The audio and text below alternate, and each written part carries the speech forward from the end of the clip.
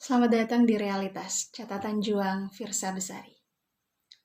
Masa-masa skripsi merupakan masa yang melelahkan. Bolak-balik bertemu dosen pembimbing, revisi, stres, bosan, semangat, stres lagi, bosan lagi, semangat lagi, hingga akhirnya lulus. Sewaktu aku di wisuda, ibu sampai menangis. Katanya beliau terharu anak sulungnya sudah jadi sarjana. Ibu memang tidak pernah merasakan wisuda. Perempuan tersebut berhasil membiayai anak-anaknya hingga selesai kuliah.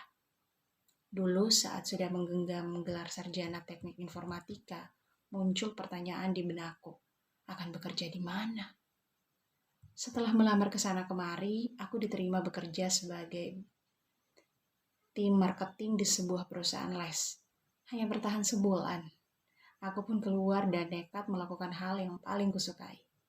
Ya, menulis. Kuniatkan dalam hatiku bahwa aku akan hidup dari dan untuk menulis. Meski hal tersebut sempat membuat ayahku murka.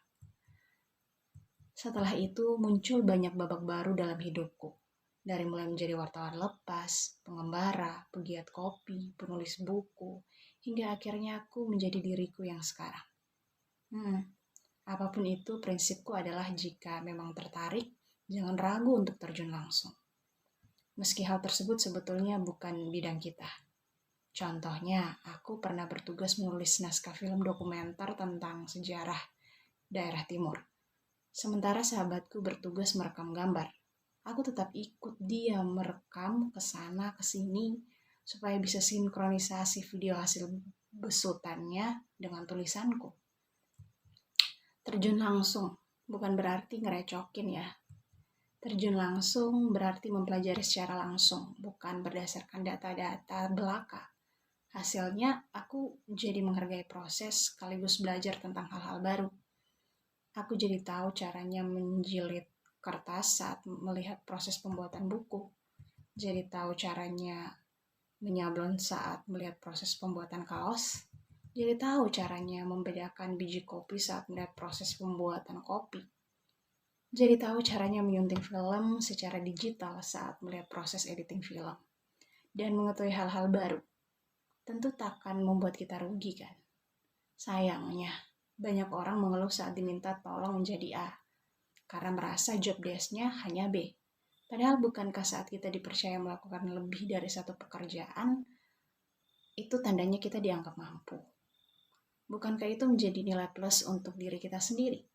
Siapa tahu nilai plus ini memberi kita jenjang karir yang lebih cemerlang. Banyak sekali pelajaran yang tidak pernah kudapatkan di kampus, malah kudapatkan ketika sudah terjun langsung di dunia nyata. Salah satunya adalah bertahan hidup. Karena pada akhirnya apapun disiplin ilmu yang kita pelajari, yang terpenting adalah bertahan hidup. Syukur-syukur kalau bertahan sambil mempertahankan idealisme. Syukur-syukur lagi kalau bertahan hidup sambil meraih mimpi. Beradaptasilah. Hidup ini keras. Buktikan dirimu kuat. Yang membedakan pemenang dan pecundang hanya satu. Pemenang tahu cara berdiri saat jatuh. Pecundang lebih nyaman, tetap ada di posisi jatuh.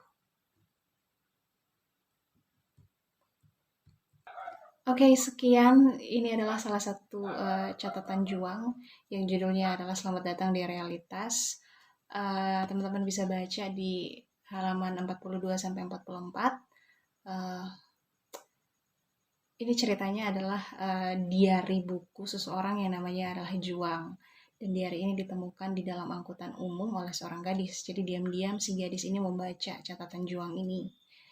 Dan masih banyak sekali catatan Juang yang sangat menarik dan menginspirasi. Nanti kita baca di lain kesempatan ya.